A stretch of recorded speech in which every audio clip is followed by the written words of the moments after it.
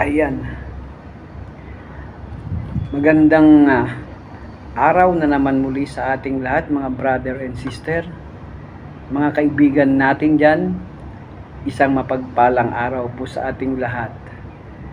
Ang akin naman pong uling ibabahagi sa inyo ay patungkol naman sa aklat ng 1 Peter chapter 5 verse 7 na sinasabi doon, kaibigan, panoorin mo to dahil ito ay mayroong na naman tayong mapupulot na aral.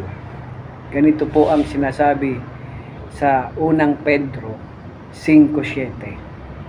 Sa English, ganito po ang sinabi: casting all your cares upon Him, for He careth for you. Sa Tagalog, na ilagak ninyo sa Kanya ang inyong mga kabalisahan, sapagkat kayo'y Kanyang pinagmamalasakitan. Napakaganda pong sinasabi ng ating Panginoon sa aklat ng Pedro. Ang ibig sabihin, mga kaibigan, brother and sister, yung ating mga problema, yun yung kabalisahan Bakit araw-araw tayong nag-iisip ng kung ano-anong mga negatibong bagay sa buhay natin, sa buhay pamilya, sa negosyo, sa mga kamag-anak, at sa future. Nababalisa tayo. Nag-aalala, ibig sabihin ng nababalisa. Nag-agam-agam, stress, tuliro. Ano pang words nung kabalisahan? Negative thinking. Ayan. Nasa side o tayo ng negative thinking.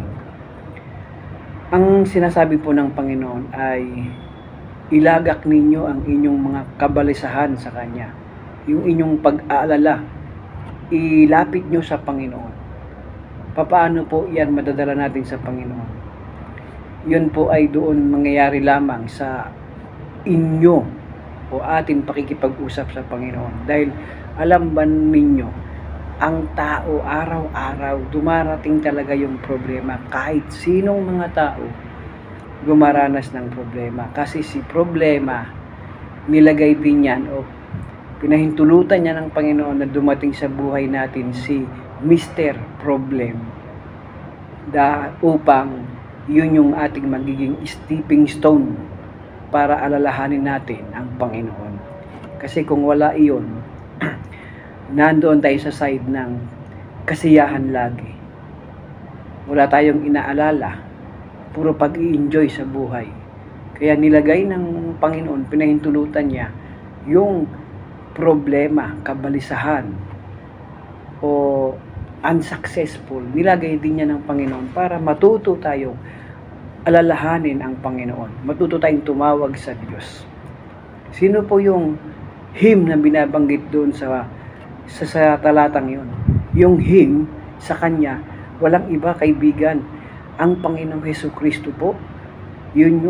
Siyempre, saan natin ilalagak yun? Siyempre, sa Panginoon, pag tayo po inanalangin, yun po yung pakikipag-usap natin sa Kanya. Casting all your cares upon Him, sa Panginoong Hesus. Siya lamang po yung ating takbuhan. Wala nang iba. Siya po yung ating hinihingian ng tulong. Wala nang iba.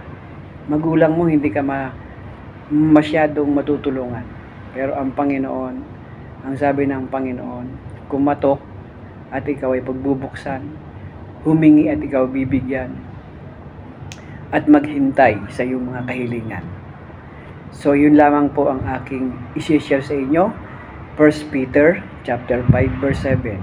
Nawa po ay mayroon po tayong natutunan kahit konti sa talatang sinasabi ng unang Pedro 5:7. Salamat po ng marami sa inyong panonood, and God bless you sa lahat ng mga nanood.